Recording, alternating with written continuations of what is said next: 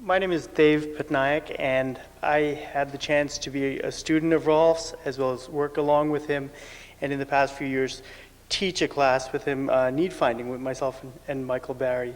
And so I wanted to share a little bit of some of the things that I've learned from him from the time I met him, which was actually ironically in this room, although it was long before he was a resident fellow here.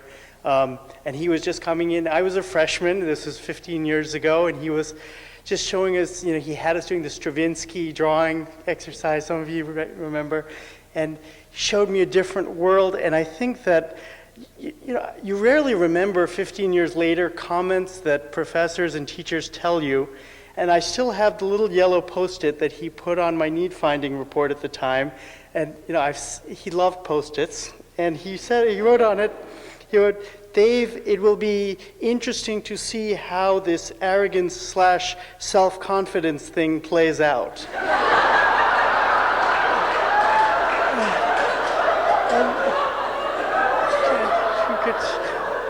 Matt is nodding in agreement. I think that he had this ability to get right to the heart of what was going on.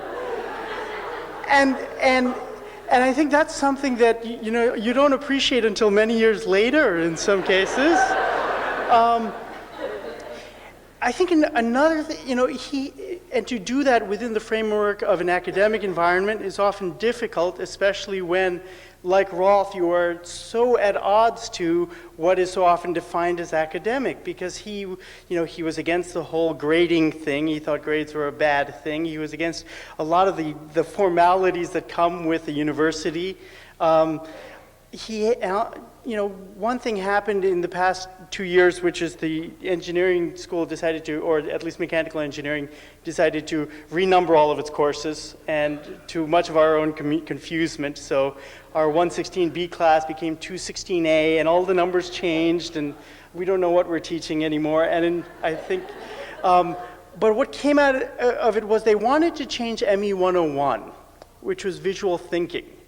And they said, it's really not an appropriate name. Maybe we could give it a 200 level number because that's more appropriate to a mezzanine class. And he said, ME 101, it should be called ME 101. Visual thinking should be ME 101 because it is so central to everything that we teach in this department.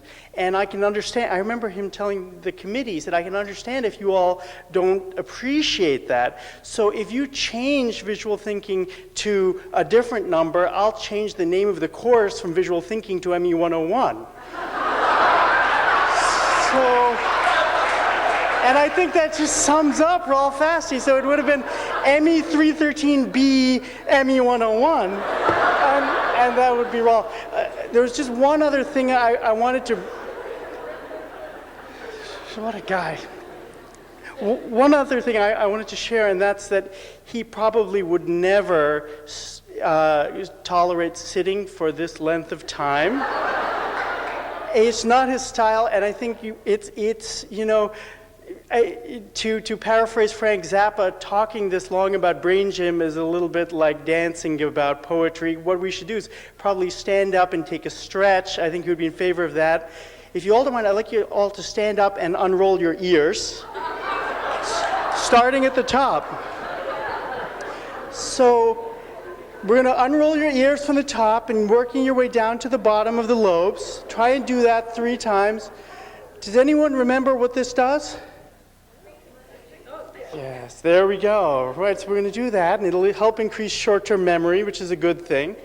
The second thing we're going to do is put your hand on your center of gravity over your belly button and take 2 fingers and put it over the fleshy parts of your clavicle. This will increase blood flow to your brain, as he so well taught us. Oh, isn't that much better? I tell you, God Almighty. Can you imagine? We're going to honor Rolf Faste by sitting on our asses for an hour and a half. It's just, my God. And finally, one last thing. Take your right elbow, put it on your left knee slowly. That's right. And then the other one, the left elbow on your right knee slowly. There we go.